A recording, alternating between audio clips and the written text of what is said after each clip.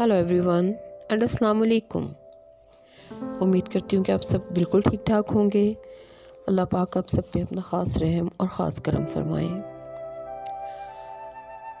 बहुत से लोग हमारी ज़िंदगी में सिर्फ़ हमें परेशान करने के लिए शामिल होते हैं। अल्लाह ताला की तरफ से हम पर एक आजमाइश होते हैं, हमारा इम्तिहान होते हैं। इनफैक्ट यूँ कहना चाहिए कि हमारे वालिदैन और हमारे माहौल की तरबियत जो हमारी एक पर्सनैलिटी बनाती है, उन हर चीज़ का एक इम्तिहान होते हैं वो लोग। ऐसे लोग हमारी फैमिली में, हमारे सराउंडिंग में, हमारे कलीग्स भी हो सकते हैं और very simple and very frankly कुछ हमारे सो कॉल्ड फेक फ्रेंड्स भी हो सकते हैं। और मैं ऐसे लोगों की डेफिनेशन सिंगल वर्ड में करती हूँ, toxic people, toxic friends and toxic relatives. इंतहाई जहरीले लोग और इंतहाई मुनाफिक। और सबसे बड़ी इनकी पहचान कि आपके सामने ये आपको अप्रिशिएट करेंगे और पीछे बैठ के आपको खूब बदनाम करेंगे। मुझे ऐसा लगता है कि इनकी ज़िंदगी का सिर्फ़ एक ही मकसद होता है कि ये हमारी हर तरह की नाकामी और हर तरह की परेशानी की वजह और सबब बने। लेकिन ऐसे लोग हमारी ज़िंदगी में हर लम्हा हमें मिलते हैं, लेकिन इसका मकसद ये नहीं है कि हम अपना पोटेंशियल लूज़ कर दें। इन लोगों की ज़िंदगी का एक ही मकसद होता है कि हमारे नर्व्स को स्ट्रेस देना, हमारी एनर्जी को डाउन करना, हमें अपने रास्ते से बिट्रे करना, हमें हमारी मंजिल से दूर करना और इवन दैट कि हमारा पोटेंशियल लूज़ करना। लेकिन हमें अपनी तरबियत का मुज़ाहरा करना है। मैंने बड़ी दफ़ा ये बात पहले भी की है कि हम हमेशा सराउंडिंग को और अपने फ्रेंड्स या फैमिली मेम्बर्स को वही चीज़ देते हैं जो हमारे पास होती है।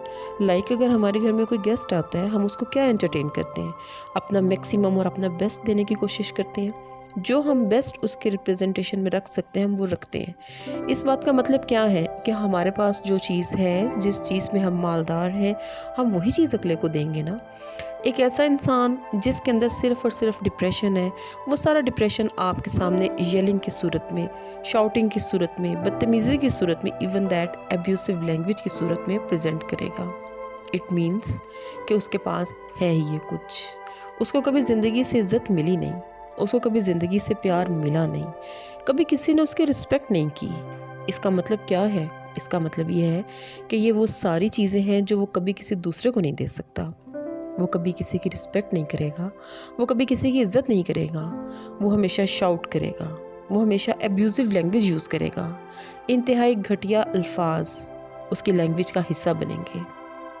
लेकिन हमने क्या करना है कि हमने उसकी तरफ से आने वाले सारे वर्ड्स, सारे एटीट्यूड्स और सारी फेलियर्स जो वो हम पे इम्पोज करना चाहता है, हमें हमारी डेस्टिनेशन से दूर करना चाहता है, हमने चेहरे पर सिर्फ़ और सिर्फ एक स्माइल रखनी है एंड आफ्टर दैट सब कुछ उसकी तरफ रिटर्न हो जाएगा।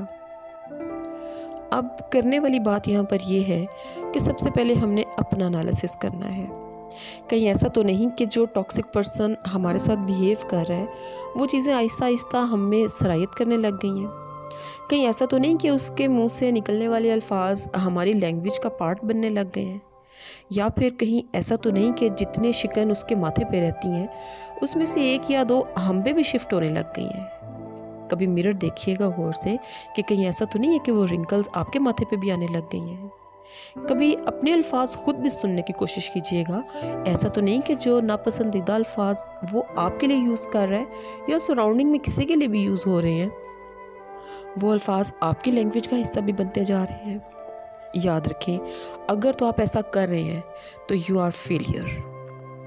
आप अपनी ज़िंदगी में नाकाम हो चुके हैं। आपका पोटेंशियल ज़ीरो से नेगेटिव की तरफ जा रहा है। आपकी डेस्टिनेशन एक दिन धुंधली हो जाएगी, आपको नज़र नहीं आएगी। और ये भी याद रखें कि जैसा जहरीला खाना सामने वाला खा रहा है, आप उसका पार्टनर बन चुके हैं। जैसी टेस्टलेस फूड उसके पेट में जा रही है, वही टेस्टलेस फूड आपके स्टमक में भी जा रही है। अब फैसला आपने खुद करना है कि क्या जो स्ट्रेस, जो डिप्रेशन, जो टॉक्सिसिटी वो सोसाइटी में स्प्रेड कर रहा है, आप वो एब्जॉर्ब कर चुके हैं या अभी भी आप उससे फार अवे हैं। अब ये आपके हाथ में है। हाँ, इसमें एक बड़ी अहम और बड़ी ज़रूरी बात कभी कभी ये भी देखना चाहिए कि जो इंसान हम पर शाउट कर रहा है उसमें वो क्या बात कर रहा है। कहीं ऐसा तो नहीं कि वो गलतियाँ और कमियाँ कोताहियाँ वाकई हमारी पर्सनालिटी में हैं। फिर आप ये मत देखें कि शाउट कौन कर रहा है, फिर आप ये देखें कि उस शाउटिंग में है क्या। इफ़ यू आर रॉन्ग तो अपने आप को इम्प्रूव करें।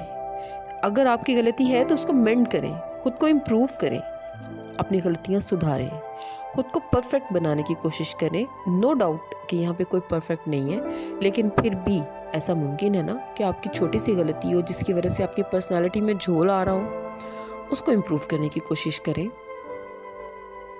Now it's your turn. अब आपकी बारी है कि आप अपने रिंकल्स को कैसे रेस करते हैं, आप अपने झोल कैसे ख़त्म करते हैं। उन वर्ड्स पे फोकस करें और देखें उनमें से कौन सी पॉजिटिव चीज़ें आपके काम आ सकती हैं।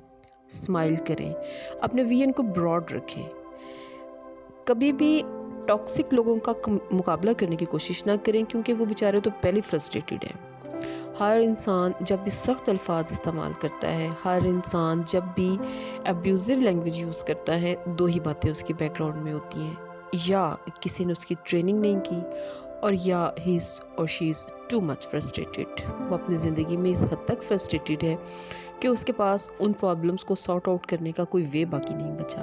वो अपने प्रॉब्लम्स किसी के साथ शेयर नहीं कर सकता। ऐसे लोगों के लिए एक स्माइल इनफ होती है। आप अपनी एनर्जी को डाउन मत करें, अपना पोटेंशियल स्ट्रॉन्ग रखें and be a big and brave person in your life. लोगों के लिए रोल मॉडल बन जाएं। और सबसे आसान, आप वो जगह छोड़ दें। और अगर जगह छोड़ना भी मुमकिन नहीं तो कोशिश करें कि अपने आप को चीज़ों में मसरूफ़ कर लें। जिन लोगों से आप मिलना चाहते हैं आप उन लोगों से मिलें। जो काम करना आपको पसंद है आप वो काम करें। बस कोशिश ये करें कि इन लोगों के दिए हुए जहर की वजह से आपकी पर्सनैलिटी क्रैश ना कर जाए, आपकी पर्सनैलिटी की खूबसूरतियाँ ख़त्म ना हो जाए। अपने चेहरे की मुस्कुराहट को कहीं गायब ना होने दें। यकीन करें ये मुस्कुराहट बहुत बड़ा हथियार है हर जंग में इस्तेमाल करने के लिए। मेरी बातों पे गौर कीजिएगा और अपना ढेर सारा ख्याल रखिएगा। फिर मिलेंगे। अल्लाह हाफ़िज़।